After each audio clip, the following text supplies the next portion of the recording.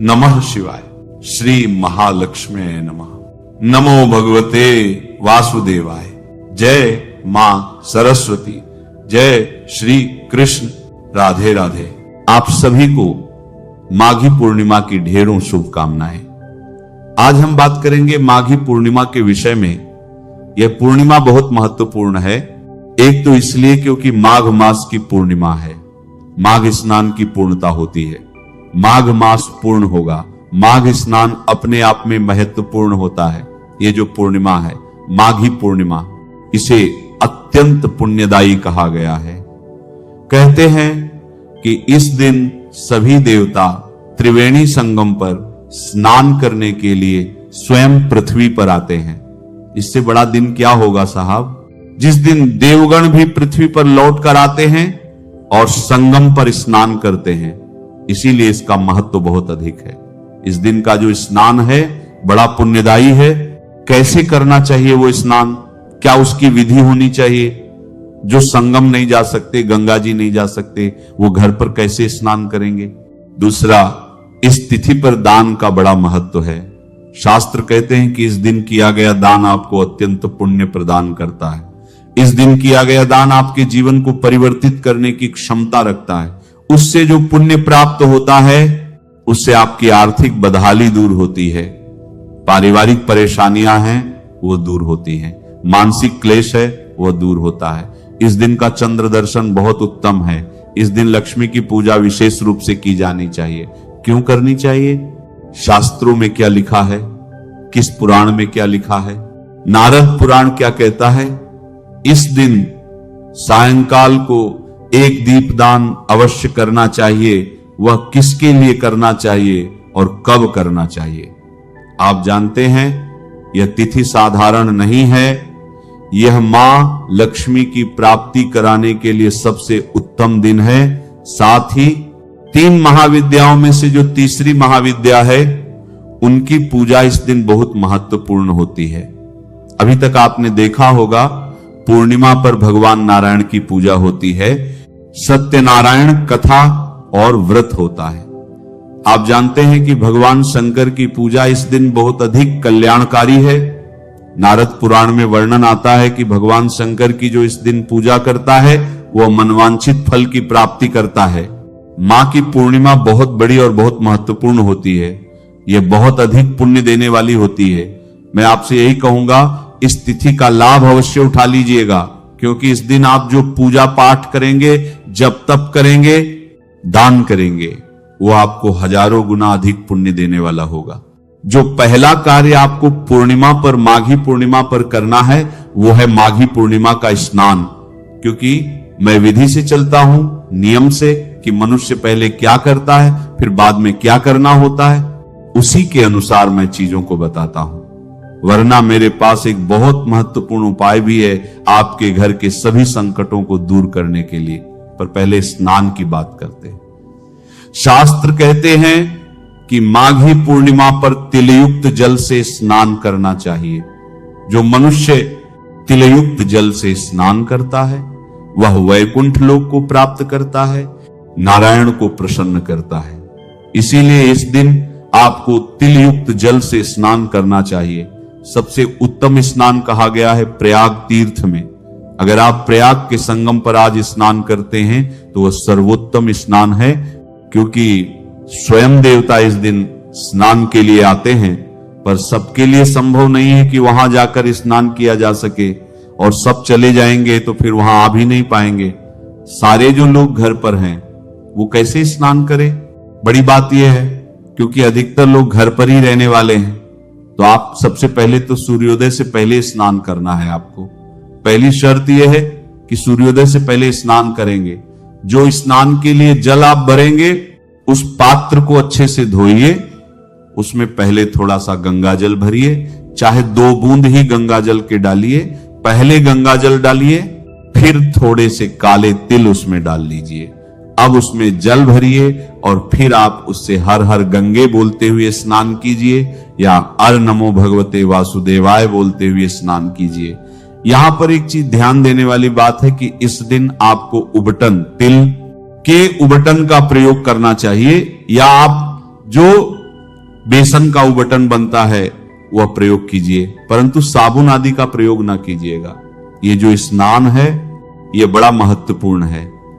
इस दिन का सूर्योदय से पहले किया गया यह स्नान भगवान नारायण की प्रसन्नता के लिए महत्वपूर्ण है, और इससे भगवान नारायण की प्रसन्नता आपको प्राप्त होगी, आपके पापों का नाश होगा। तो यह माघी पूर्णिमा का जो स्नान है इसे आपने अवश्य करना है, ध्यान दीजिएगा।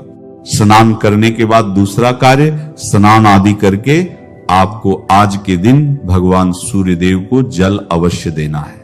भगवान सूर्यदेव को दिया जाने वाला यह जल बड़ा कल्याणकारी होगा।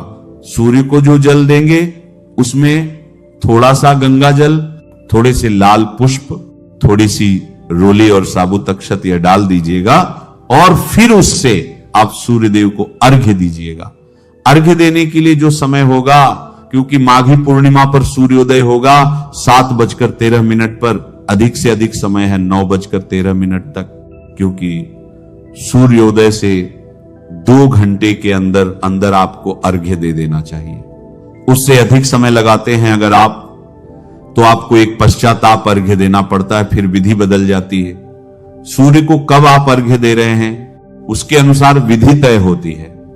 तो पहले घंटे के लिए तो यह विधि है जो हमने बता रखी है, और यदि आप सूर्योदय के 2 घंटे बाद जल अर्घ्य देंगे तो विधि बदल जाएगी, उसमें एक पश्चाताप अर्घ्य जुड़ जाता है, वो भी मैंने उसी विधि में बताया है, तो उसका लाभ अवश्य उठाइएगा। सूर्य अर्घ्य अवश्य देना है। सूर्य अर्घ्य के बाद एक जो बड़ा उत्तम कार्य आपने करना है, मंगल कार्य आपने करना है, यह आपके घर के सौभाग्य को बदलने के लिए है। आपके घर की किस्मत बदल जाएगी इससे, और भगवान नारायण की प्रसन्नता, भगवान नारायण का आशीर्वाद प्राप्त होगा। करना क्या है कि आपको एक शंख लेना है, दक्षिणावर्ती शंख हो तो बहुत उत्तम है, शंख लीजिए, उसमें पहले थोड़ा सा गंगा जल डालिए, फिर उसमें शुद्ध जल भर लीजिए, अब उसमें एक पत्ता तुलसी का डालिए। ये चीजें डालनी है आपने शंख में, पहले गंगा जल, फिर शुद्ध जल और तुलसी का पत्ता।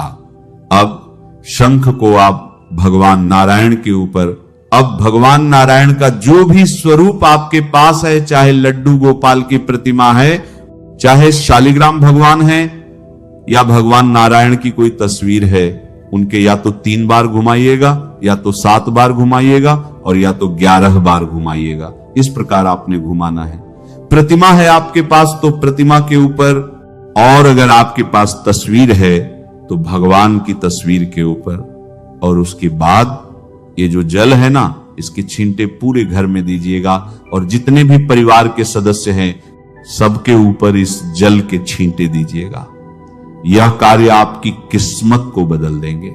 आपकी किस्मत बदलेगी, घर में कोई नकारात्मकता होगी वो सब बाहर चली जाएगी, आपकी किस्मत में कोई नेगेटिविटी होगी वो सब बाहर चली जाएगी। इस कार्य को इस पूर्णिमा पर आपको अवश्य करना चाहिए, यह आपके परिवार की भलाई के लिए है।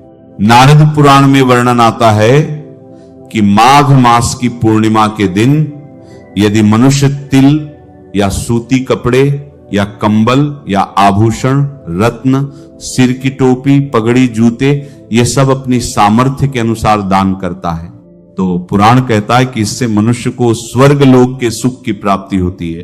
तो यह दान की वस्तुएं हैं जो नारद पुराण में वर्णित हैं। मैं फिर से एक बार बता दूं, काले तिल विशेष महत्वपूर्ण होते हैं। तिल का दान इस दिन बड़ा कल्याणकारी है, तो तिल का दान कीजिएगा। तिल, जूते, कंबल या सूती कपड़े या स्वर्ण दान, रत्न, आभूषण का दान, ये सब मनुष्य को दान करना चाहिए। और कितना करना चाहिए? सामर्थ्य के अनुसार, आपके वैभव के अनुसार। सीधा लिखा है पुराण में कि जितना भगवान ने दिया उसके अनुसार दान दीजिए। कोई अधिक पैसे वाला है उसको अधिक दान करना चाहिए, जिसके पास पैसा कम है तो अपने सामर्थ्य के अनुसार करे, लेकिन सामर्थ्य के अनुसार दिया गया दान ही फलित होता है, इसका हमेशा ध्यान रखना चाहिए। तो इस प्रकार से यह दान देना है। किसको दान देना है? सबसे पहले ब्राह्मण को दान देना है। उसके बाद आप किसी गरीब की सहायता के लिए दे सकते हैं, कहीं अनाथालय में दे सकते हैं, वृद्धाश्रम में दे सकते हैं, या आपके आसपास कोई साधु हैं, महाराज हैं, उनको दे सकते हैं। और जो वस्तु आदि ना ला पाए उनके लिए शास्त्र कहते हैं कि आप धन दान दीजिए, पैसे का दान दीजिए, पर आपने आज दान अवश्य करना है। जब ब्राह्मण का चुनाव करें तो किसी वेद पाठी पारिवारिक ब्राह्मण को दीजिए। पारिवारिक अर्थात जिसके पास खाने वाले लोग हों, या जो वेद पाठी हो, वेदों का अध्ययन करता हो और सदाचारी ब्राह्मण हो। नारद पुराण में वर्णन आता है कि जो इस दिन भगवान शंकर की विधि विधान से पूजा करता है, वह अश्वमेध यज्ञ का फल पाकर विष्णु जी के लोक में प्रतिष्ठित होता है, अर्थात उसे मोक्ष की प्राप्ति होती है। ये मैं बात कर रहा हूं नारद पुराण की। और वर्णन किसका आ रहा है? शिव जी की पूजा का। शिव जी की पूजा कैसे करनी है? विधि विधान से करनी है। मैं बताता हूं आपको कैसे पूजा करेंगे। देखिए, अधिक कुछ ना कर पाए तो केवल इतना कीजिए कि पंचाक्षरी बोलिएगा। 1 लोटा जल भगवान शंकर को अर्पित कीजिएगा। नमः शिवाय, नमः शिवाय, नमः शिवाय, ये बोलते हुए 1 लोटा जल भगवान शंकर को अर्पित कीजिएगा। फिर कच्चा दूध लीजिएगा और 1 लोटा कच्चे दूध से भगवान शंकर को अर्पित कीजिएगा, और फिर पुनः शुद्ध जल से भगवान को स्नान कराइएगा। इस प्रकार से ये 3 लोटे आपने अर्पित करने हैं। 1 लोटा जल, फिर कच्चा दूध और फिर जल। जल जो आप चढ़ाएंगे ना, उसमें गंगा जल मिला होना चाहिए, ये ध्यान दीजिएगा। तो माघी पर आपको ये कर्म करना है और इससे भगवान नारायण का लोक आपको प्राप्त होता है, मोक्ष की प्राप्ति होती है। यह नारद पुराण में वर्णन है। पुराण कहते हैं कि ऐसा करने से आपको अश्वमेध यज्ञ का पुण्य लाभ होता है, अश्वमेध यज्ञ का फल प्राप्त होता है। माता लक्ष्मी की उत्पत्ति अर्थात उनका जो प्रादुर्भाव है ना, वह प्रिय भक्तों पूर्णिमा तिथि के दिन ही कहा गया है। इसीलिए ये वह दिन है जो माता लक्ष्मी की प्राप्ति के लिए आपके लिए सबसे उत्तम होगा। तो माघी पूर्णिमा के दिन रात्रि को जब चंद्र उदित होगा, उस समय आप कच्चे दूध से चंद्रमा को अर्घ्य दीजिएगा। ये माता लक्ष्मी की प्रसन्नता के लिए और चंद्रमा का आशीर्वाद प्राप्त करने के लिए पुराणों में वर्णित एक बहुत ही उत्तम उपाय है। और इसी दिन को जब सूर्यास्त हो जाए ना, तो सूर्यास्त के बाद माता लक्ष्मी के निमित्त तिल के तेल का या घी का एक दीपक जलाना है आपको अपने घर के मुख्य द्वार पर। इससे माता लक्ष्मी का आगमन होगा, आपके घर में मां लक्ष्मी आएंगी और आपको खूब धन की प्राप्ति होगी। यह माघी पूर्णिमा पर आपको अवश्य करना चाहिए। माघी पूर्णिमा पर कुछ दान मैंने आरंभ में बता दिए थे। कुछ जो और महत्वपूर्ण है, इस दिन आप तिल गुड़ के लड्डू का दान करें, उत्तम रहेगा। आप भंडारे अन्न का दान करें, बड़ा उत्तम रहेगा। इस दिन आप गाय को चारा खिलाएं, पक्षियों को दाना डालें, चींटियों को उनका भोजन दें। यह कार्य जो बहुत छोटे छोटे हैं, लेकिन यह भी इस दिन बहुत अधिक पुण्य देने वाले होंगे। तो यह कार्य आप कर सकते हैं, इनको कीजिएगा। एक महत्वपूर्ण बात जो आगे रह गई है वो ये कि जो गुप्त नवरात्रि अभी चल भी रही है, तो गुप्त नवरात्रि में जो तीसरी महाविद्या है, 10 महाविद्याएं हैं, उनमें से जो तीसरी है ना, उनका नाम माता ललिता। इनकी जो उत्पत्ति है ना, वो भी शास्त्रों में इसी माघी पूर्णिमा पर ही हुई थी, ऐसा वर्णन आता है। और माता ललिता जो है वो मोक्ष और धन, संपत्ति, दौलत और ऐश्वर्य प्रदान करने वाली हैं। तो इसीलिए इनके निमित्त इस दिन आपको माघी पूर्णिमा के दिन श्री यंत्र की पूजा करनी चाहिए। तो इस दिन आप सूर्यास्त होने के बाद यह पूजा होगी। सूर्यास्त होने के बाद ध्यान दीजिएगा, सूर्यास्त होने के बाद श्री यंत्र की पूजा कीजिएगा। यह पूजा आपको धन, संपत्ति, ऐश्वर्य, वैभव सब कुछ देगी। तो यह पूजा कर लीजिएगा। और अगर आपके पास यह ना हो, श्री यंत्र वैसे तो मिल जाता है सभी पूजा पाठ की दुकानों पर, अभी समय है, आप मंगवा लीजिएगा। और अगर ना मंगवा पाए तो आप माता पार्वती का पूजन कर लीजिएगा। माता पार्वती का पूजन उसी प्रकार से पुष्प से स्नान कराइए, वस्त्र अर्पित कीजिए, धूप दीप नैवेद्य अर्पित कीजिए। जो सबसे बड़ा काम आपको करना है इस दिन वह है एक मंत्र बता रहा हूं आपको, महालक्ष्मी का बीज मंत्र। वह मंत्र है श्रीम। श्रीम जो मंत्र है ना, उसकी कम से कम 1 माला नहीं तो 5 माला करने का प्रयास कीजिए। बहुत थोड़ा सा समय लगेगा उसको करने में। यह मंत्र आपकी किस्मत बदलने वाला होगा। इस माला से करना है। रुद्राक्ष की माला से करें तो सबसे उत्तम है, अन्यथा आपके पास जो भी कोई माला हो उससे कीजिएगा। आप कहेंगे पंडित जी इससे क्या होगा? इससे आपके पास धन की आगमन की संभावनाएं बढ़ेगी और जिनका धन है ना वो स्थिर होगा। धन आता भी है और स्थिर भी होता है। इसके लिए आपको यह मंत्र जप करना चाहिए। यह माघी पूर्णिमा है। इस पर एक और कार्य जो सबसे महत्वपूर्ण कार्य है, जिसके बिना पूर्णिमा हमेशा अधूरी रहती है, वो है सत्यनारायण भगवान की पूजा। सत्यनारायण भगवान की पूजा कीजिएगा। सत्यनारायण भगवान की कथा 5 अध्याय कथा है, वह अवश्य सुनिएगा। सत्यनारायण भगवान की पूजा वही 4 प्रहर की होती है, मैंने पहले भी बताई है। उसमें अवश्य ही इसकी जानकारी दूंगा कि कैसे आप 4 प्रहर सत्यनारायण भगवान की पूजा करें, और 5 अध्याय कथा अवश्य सुनिएगा। सत्यनारायण भगवान की पूजा जो है, पुराणों में इसकी महिमा बहुत अधिक कही गई है, और कलयुग में तो भगवान सत्यनारायण सब कुछ देने वाले हैं। इसीलिए आपको सत्यनारायण की पूजा अवश्य ही करनी चाहिए। ये पूर्णिमा कब है? इस बार तो बड़ा संशय उत्पन्न हो रहा है, क्या करे?